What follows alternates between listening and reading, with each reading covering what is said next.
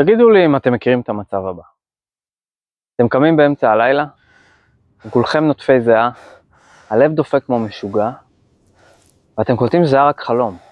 והמוח מתחיל לעבוד וחושב, עכשיו 4 בבוקר, אני צריך לקום עוד 3 שעות, איך אני אתפקד מחר? אז יש חדשות טובות.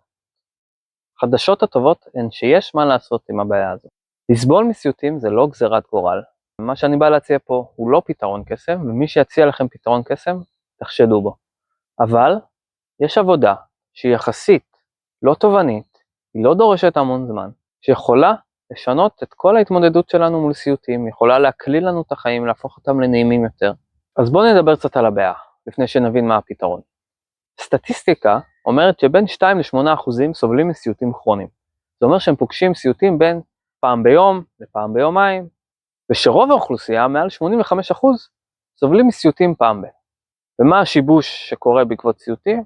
יש עייפות במהלך היום, יש סטרס, יש תפקוד לקוי בעבודה, מערכת חיסונית נחלשת, מחקרים מראים גם שיש עלייה בסיכוי לדיכאון ולמחלות כרוניות, ואולי ההשלכה הכי קשה היא שנוצר אצלנו פחד לחזור לישון. השינה אמורה להיות המקום מפלט שלנו, מקום לשים את הטרדות של היום-יום בצד, לנוח, לאגור אנרגיות, ואם נוצר אצלנו פחד לחזור למקום הזה, אין לנו מקום מפלט. היום-יום הוא לא פשוט, אנחנו צריכים מקום רגוע להגיע אליו, לנוח בו. אז מי אני ומה הפתרון? מי אני שיגיד לכם מה לעשות? אני יאיר, אני בא מתחום הביולוגיה, והביולוגיה שלחה אותי לשאלות הקשות של מה זה תודעה ומה זה חיים, משם לפילוסופיה ולתרגולים ופרקטיקות. במהלך השנים נחשפתי למגוון רחב של תרגולים ופרקטיקות, שמטרתן לשפר את החיים ולהפוך אותם לערים וצלולים יותר. אבל פרקטיקה אחת בלטה הרבה מעל כולם. הפרקטיקה הזאת מגיעה מההרים המושלגים של טיבט. שם יושבים האנשים שהגיעו הכי רחוק בחקר התודעה, בחקר הערות והחלום, החיים והמוות. והפרקטיקה הזאת, שהיא מאוד מרכזית בתפיסה שלהם, משתמשת בחלומות בשביל להגיע לשחרור. לפרקטיקה הזאת קוראים Dream Yoga, יוגה של חלימה. וההשפעה שלה על החיים שלי הייתה מדהימה. החיים שלי הפכו לקלים יותר, קסומים יותר, וגם, בעיקר, ההשפעה שלה על עולם החלימה, השינה. כל לילה הפך שער למסע חדש, להתפתחות, לשחרור. ושמתי לב על עצמי, איזה מערכת יחסים שונה יש לי מול סיוטים, וכמה זה עזר לי, וכמה החיים שלי נהיו קלים יותר ונעימים יותר. וזה מרגיש לי קצת אנוכי לא לעזור לאנשים אחרים. ולכן אני עושה את זה, אז ככה. במהלך הקורס אנחנו קודם כל נדבר על מה רודף אחרינו.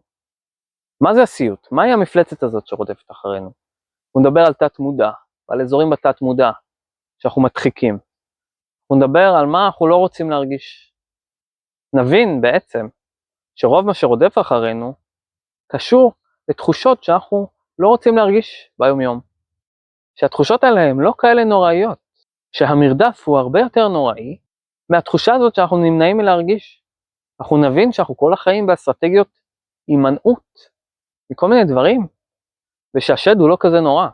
בשלב הבא אנחנו נדבר על היגיינת שינה, על התנאים שיוצרים שינה טובה ומיטיבה ונעימה. בין השאר זה תאורה וטמפרטורה, ומה לא כדאי לעשות לפני השינה. אנחנו נדבר על מחזורי שינה, נבין את המהלך השינה, מתי קורים החלומות, מה קורה לנו בשלב החלומות, ואז נגיע לתרגול העיקרי של הקורס הזה, שהוא חלימת צלולה.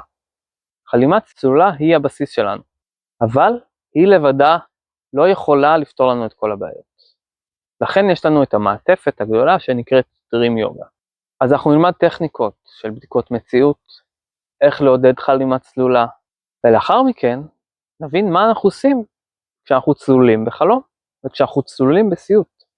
אנחנו נלמד טכניקות לסיום חלום, אנחנו נלמד טכניקות איך משנים סיטואציה בחלום אם היא לא נעימה לנו. זה רובד אחד של התמודדות עם הבעיה. אנחנו נלמד גם את הרובד מעליו שהוא יותר עמוק, והוא Game Changer אמיתי, שזה איך לפתח מערכת יחסים שונה עם הדברים האלה בחלומות שרודפים אחרינו. וזה ישנה לנו את החיים מקצה לקצה, כי אנחנו במפגש אינטימי בתוך התת מודע שלנו עם דברים שרודפים אחרינו כל החיים שלנו. במפגש שונה איתם ישנה לנו את כל החיים. ויהפוך אותם לנעימים וקלים יותר. אנחנו נדבר גם על סיוטים חוזרים ועל שיתוק שינה, שזה מצב שיכול להיות מאוד לא נעים אם אנחנו לא יודעים מהו. ברגע שאנחנו יודעים מהו, הוא הרבה פחות מפחיד. אנחנו נתרגל ביחד מדיטציה שנקראת מדיטציית ריברס, שבה אנחנו נעודד את עצמנו לשהות רגע בתחושה לא נעימה לנו, ונדבר גם בבונוס, נקבל מבוא לדרים יוגה, שהטיבטים פיתחו בשביל להשתחרר מסבל ולהגיע לרות וצלילות דרך חלומות. אז זה הקורס שלנו וזה הולך להיות מסע מרתק, שיעזור לנו לחיות חיים נעימים יותר, אז בואו תצטרפו אליי.